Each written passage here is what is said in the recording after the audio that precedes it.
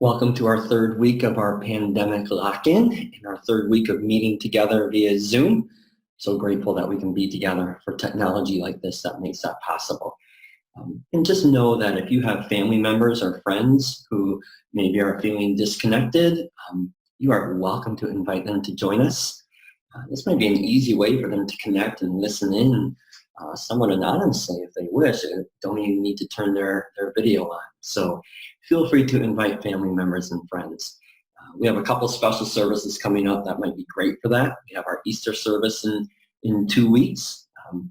But we also have, just before that, a Good Friday service coming up. There'll be a reflective service of scripture and prayers and songs. Those might be two great opportunities for you to think about inviting friends and family members. Feel free to do that. So this morning, we're going to reflect one more time specifically on the pandemic crisis that we're facing that has shaken and really reshaped all of our daily lives. If you were here for the past 2 weeks, you know that for those first 2 weeks, we heard God's powerful assurances spoken into our fears and into our uncertainty. So 2 weeks ago, we heard God tell us, do not be afraid. So yes, we have reason for concern and we need to be careful and responsible. But as followers of Jesus, we do not need to be afraid because we know who is in control. Last week, we listened to Psalm 46, a bold song that God's people used to sing, still sing, a song of God's power and provision and victory. It says, God is our refuge and our strength and ever-present help in trouble. Therefore, I will not be afraid. It's so important for us to share those assurances with each other, to share that solid hope that we have in our God in this time. And I'm glad we can do that together as a community, as a church family. I'll just tell you that the songs that you shared with us over the last week, those songs of hope and assurance were a gift to me throughout the week, and I hope they were for the rest of you too. So thank you for those of you who sent those songs in. But this morning we're going to hear a different word from God, right? We need to hear God's powerful assurance, yes. But we also need to honestly address the painful loss. We don't need to be afraid, but we also can't just ignore the sorrow, the pain, the loss that is all around us and that is within us as well. We can't just ignore the fact that there are over 600,000 people sickened by this virus around the world. We can't ignore that over 27,000 people have died, over 5,000 here in Spain. I'm so grateful that God has protected the Mountainview family so far. But we can't ignore that it's coming closer to home, right? We're praying for Diego, Nielsen Gustavo's friend. We're praying for Elena, the fellow mother at Guadalupe School. We're praying for Marie, Marcos shared last night. And there's probably others. I know there's others that you know who are dealing with this directly. We can't ignore the financial uncertainty this has brought into our lives. We can't ignore the employment uncertainty. For some of you, it's a lack of work. For others of you, it's added work stress for you. We can't ignore the lost connections with family and friends that we were looking forward to, or the lost visits or trips or experiences that we were eager for that now are gone. So yes, we are trusting God and not falling into fear. But we have still experienced loss and disappointment, and we will. Being a follower of God does not exempt us from loss and pain and sorrow. I wish it did, but it doesn't. Virus or not, there are going to be painful losses and disappointments for each one of us. We're not exempt, and Jesus wasn't exempt either. Jesus, when he walked on this earth, faced the same painful losses and disappointments that we do. And we get a lesson from him on how to navigate through our sorrow and our loss. We get that lesson in John chapter 11. In John chapter 11, Jesus faces one of the greatest sorrows and heartbreaks that any of us can face. He faces the death of his best friend, Lazarus. Lazarus dies unexpectedly. He dies far too young. And Lazarus and his two sisters they're like family to Jesus. Their home was a refuge for him since he didn't have a home of his own, when he needed the home feel, he would come to Mary and Martha and Lazarus and stay with them. He loves them deeply. And Lazarus dies. And so Jesus goes to be with the family. Listen to this story from John 11, verses 17 through 44. On his arrival, Jesus found that Lazarus had already been in the tomb for 4 days.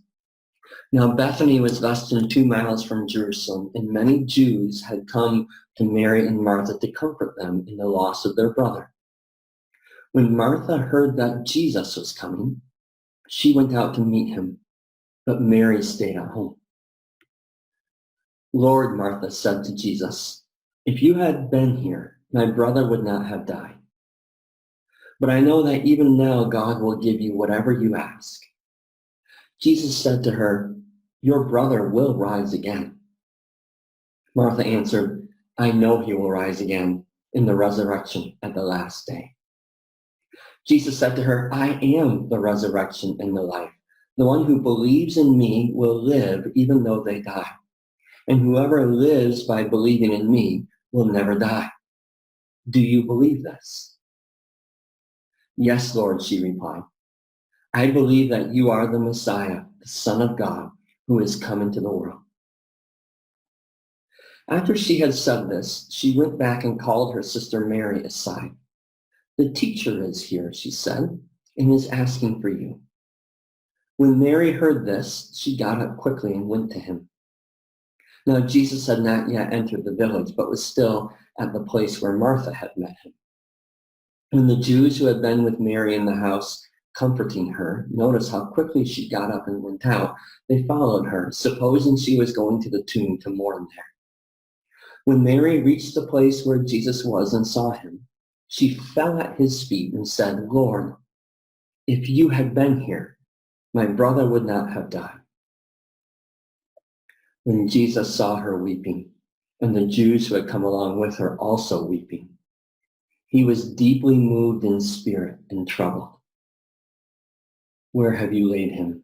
He asked. Come and see, Lord, they replied. Jesus wept. Then the Jews said, see how he loved him. But some of them said, could not he who opened the eyes of the blind man have kept this man from dying? Jesus, once more deeply moved, came to the tomb. It was a cave with a stone laid across the entrance. Take away the stone, he said. But Lord, said Martha, the sister of the dead man, by this time there is a bad odor, for he has been there for 4 days. Then Jesus said, did I not tell you that if you believe, you would see the glory of God? So they took away the stone. Then Jesus looked up and said, Father, I thank you that you have heard me. I knew that you always hear me. But I said this for the benefit of the people standing here, that they may believe that you sent me. When he had said this, Jesus called out in a loud voice, Lazarus, come out. The dead man came out, his hands and feet wrapped with strips of linen and a cloth around his face. Jesus said to them, take off the grave clothes and let him go. So in this chapter, Jesus faces one of the greatest sorrows and heartbreaks that any of us will face, right? He faces the death of his best friend, and he goes then to be with Mary and Martha, the family. So he goes to bring them comfort and to bring them assurance in their time of loss. And I think that's something important for us to notice right away here. Jesus is present with them in their loss and in their sorrow. He doesn't abandon them. He doesn't disappear. He doesn't leave them. And he won't abandon us either. Oftentimes in the midst of sorrow and hurt and pain, those are the times when we feel like Jesus is not present, where we can't feel him and sense him and know him and hear him. But that isn't because he isn't there. It is not because he has abandoned us. That's what our enemy would want us to believe. Instead, our God is always present with us. Jesus steps into this time of hurt. We just need to tune our ears to hear him, tune our hearts to know him and to sense him in those times. We can't let our sorrow and our hurt drown out God's voice in our times of pain. We can't let the chaos of the world around us, the chaos in our lives inside of us, blind us to the presence of God himself. Jesus is fully present for them. He steps into their situation. He doesn't abandon them, and he won't abandon us either. And he also, notice, doesn't minimize our sorrow. Think about this. Jesus already knew that he was going to raise Lazarus from the dead. He knew that their sorrow was temporary. He already knew that in just a few minutes, literally just a few minutes, he was going to raise Lazarus from the dead, and all of their sorrow was going to be gone, and they were going to be filled with joy and celebration. And yet he still gives their sorrow his full attention. He still enters deeply into their hurt with them. When we hurt, Jesus hurts with us. Know that whatever your sorrow might be, whether it's big or whether it's small, it's not too big and it's not too small for God. He will show up with you in that sorrow. Right, so here in John 11, we see Jesus showing up, bringing his comfort to Mary and to Martha. And he brings his comfort to these two very different sisters in two very different and powerful ways. First, he encounters Martha. Right, while Jesus is still out of town, Martha hears that he's coming, and she just can't wait for him. And so she runs out to the street, and she meets him on his journey, and she falls at his feet.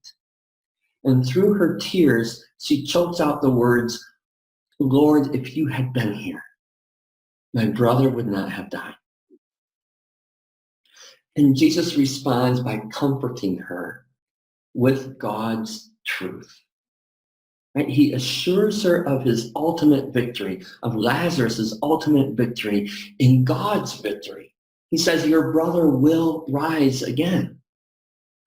Right? He reminds her that even though every fiber of her being screams that Lazarus has lost, that she has lost, that the truth is that death and sorrow and disappointment do not win.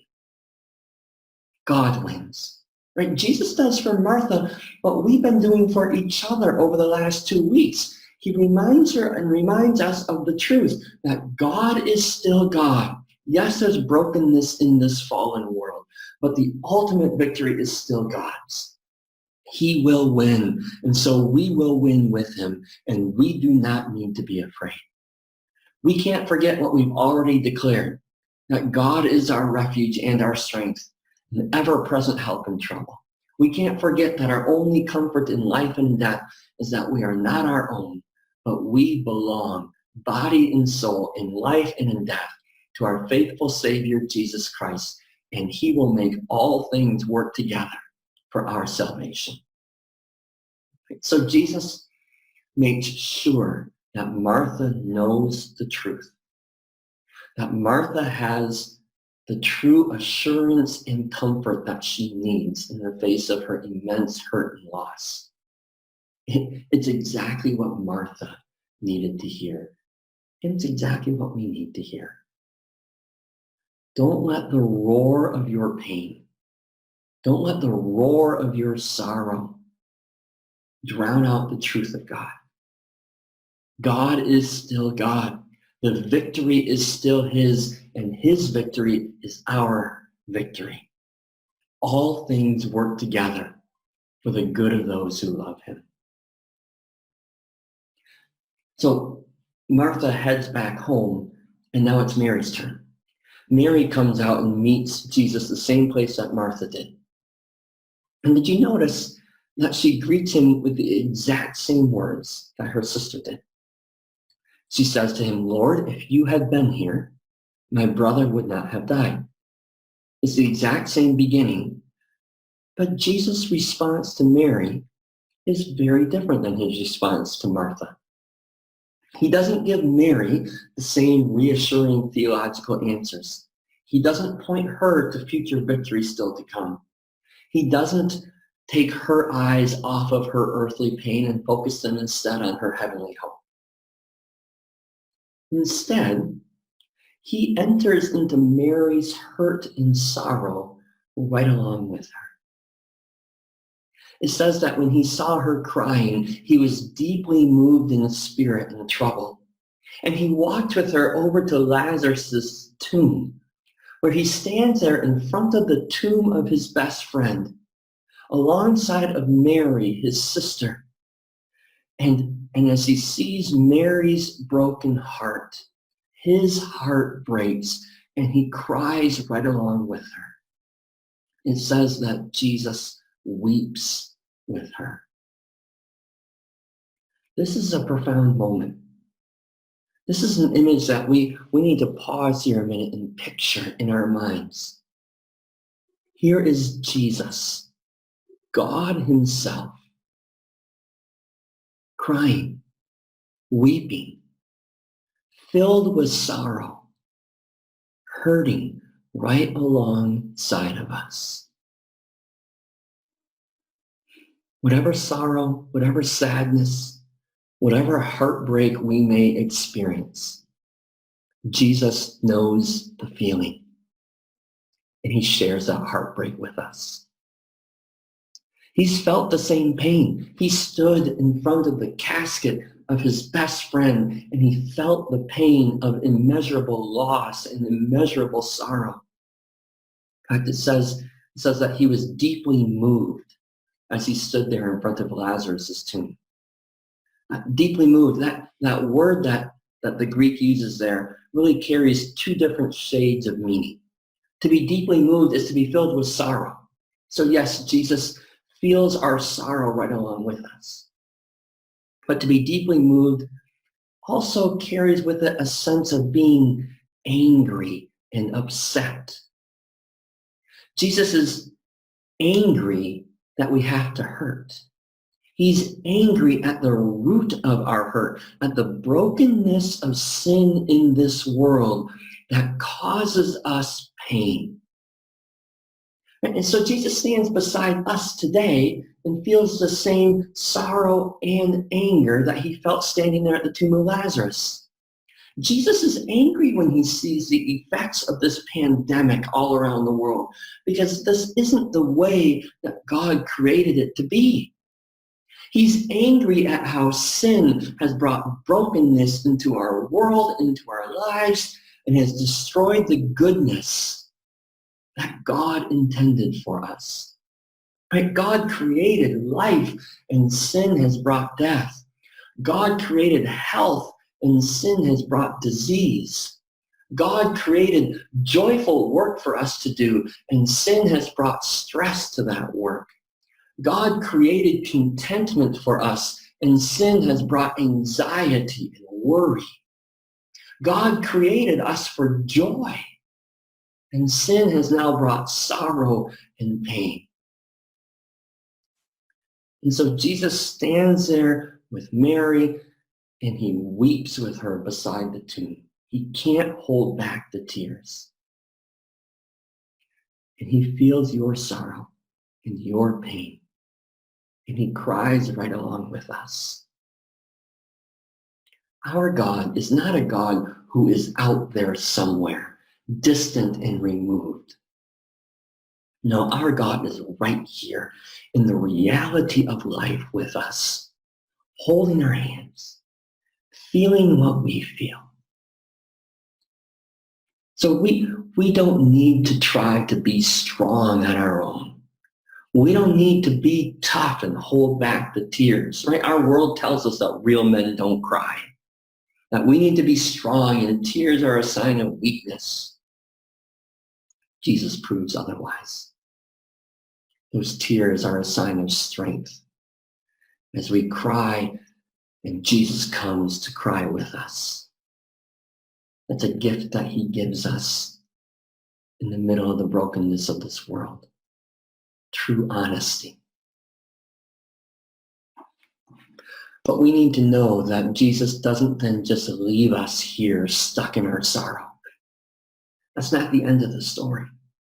It doesn't end with Jesus standing next to Mary and Martha weeping at the tomb.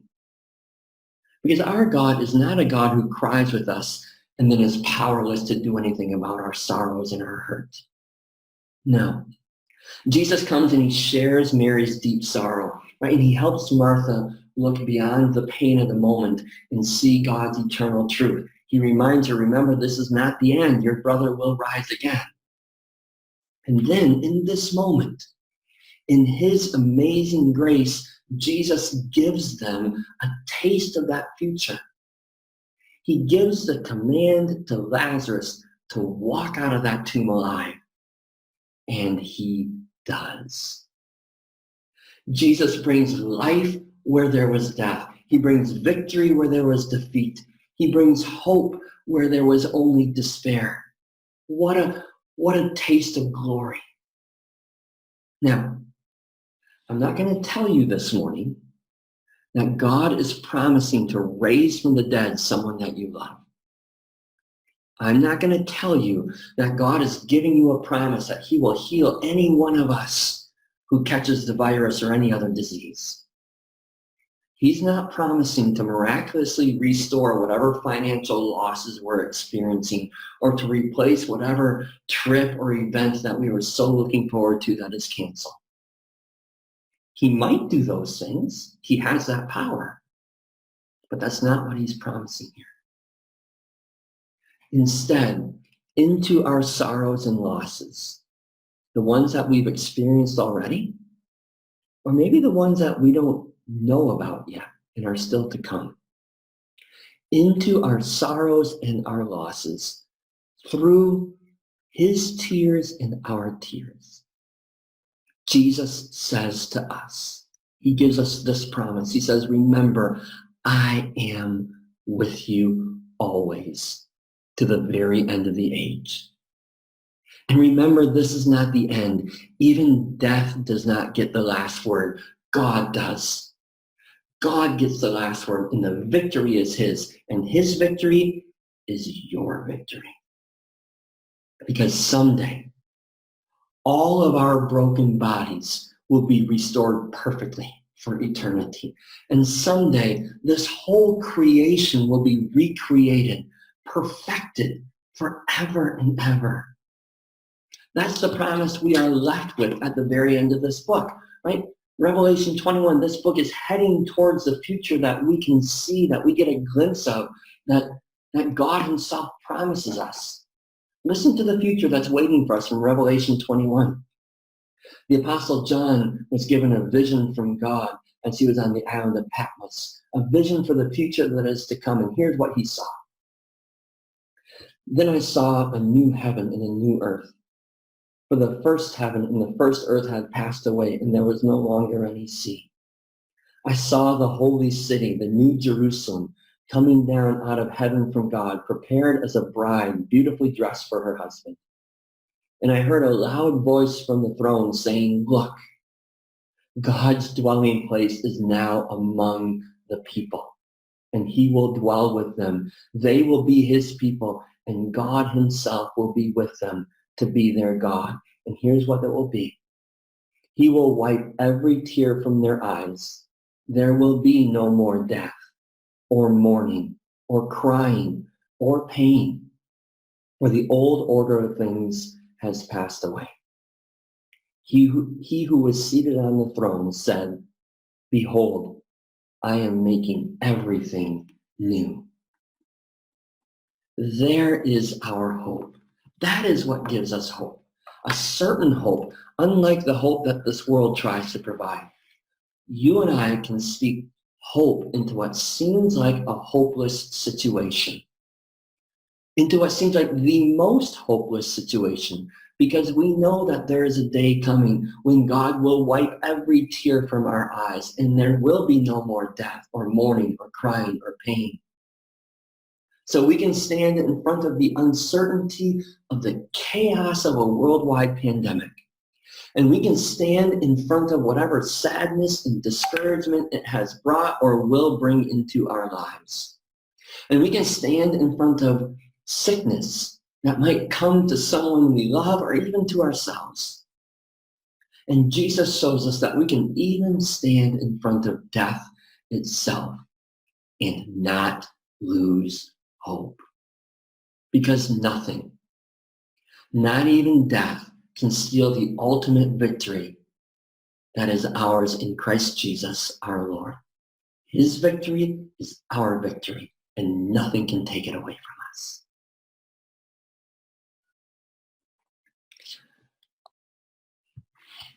We all have a little bit of Mary and a little bit of Martha inside of us.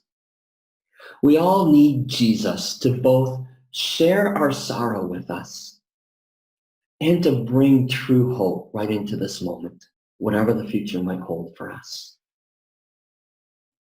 So don't think that your grief is too small for Jesus to care about. Compared to all the grand things going on around us, don't think that yours is too small. Don't think he will ignore your tears, because he won't. Right? Both the Old Testament and the New Testament invite us to come and bring our sorrows to him, big or small. Psalm 55 says, cast your cares on the Lord and he will sustain you. 1 Peter 5 says, cast all your anxiety on him, for he cares for you.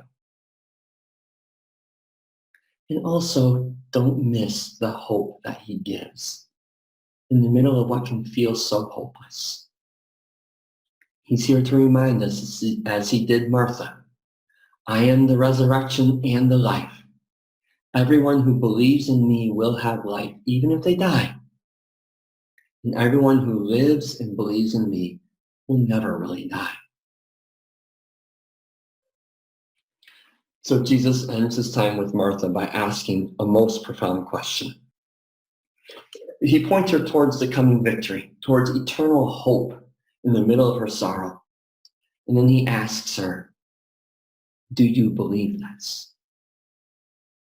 Do you believe this? That's the question we will all need to answer.